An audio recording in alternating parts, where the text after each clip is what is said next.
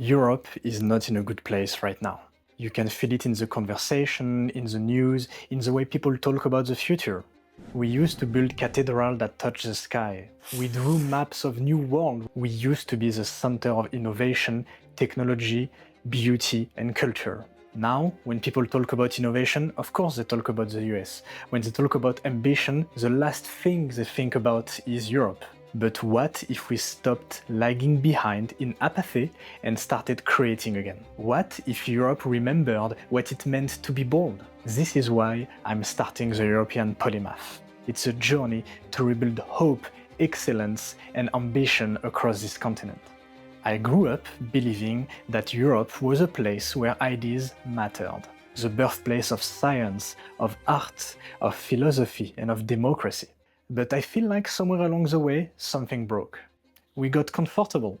We stopped celebrating people that build things. We turned invention into bureaucracy and risk-taking into paperwork. You can see it in how startups move around to look for capital. Europe is not the place to be.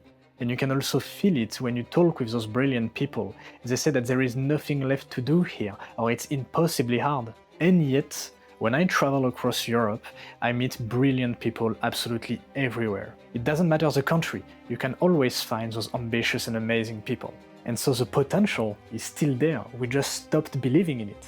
The word polymath comes from the Greek, and it means someone who has learned much. And Europe once defined that idea. Leonardo da Vinci was an engineer, a painter, an architect, a philosopher. Marie Curie crossed disciplines to discover new elements and save lives. She even got 2 Nobel Prizes in 2 different categories, which is insane. Alan Turing completely reinvented the field of mathematics and even created a new one, right, that we today call computing.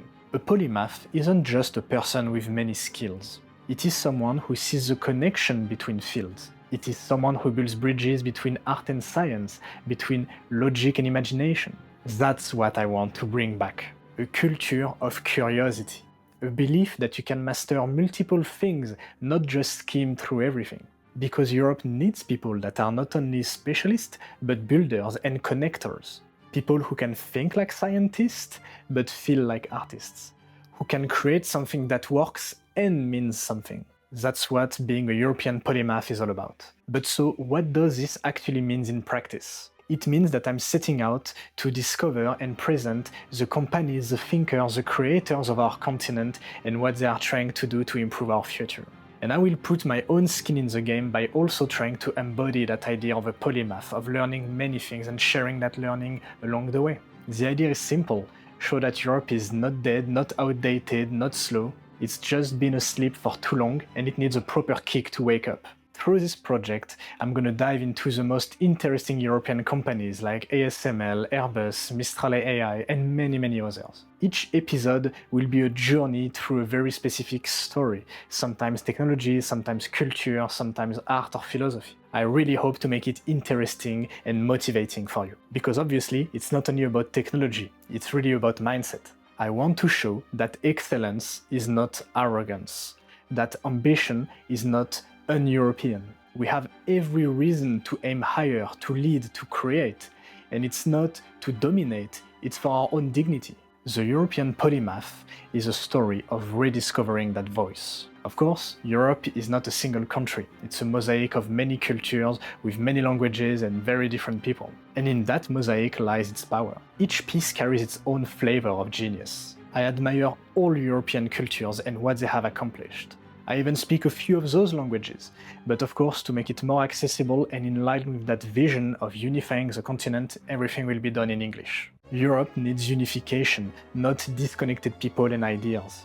Our diversity can become the secret ingredient that allows us to solve problems in new ways. When we mix those cultures, ideas collide and something new emerges. That's why I believe Europe is the best place to reinvent the future, because we already have to reinvent ourselves. Let's do both at the same time. But of course, we have to stop waiting for permission. We have to stop thinking small. I want the European Polymath to become a home for people who believe in mastery, in growth, in learning, in building things that last. I want to inspire a new generation of builders, of thinkers, of creators that just have to pick up the tools and build the future that they want. If we succeed, maybe 10, 20 years from now, people will think of Europe not as a museum of the past, but as a laboratory of the future.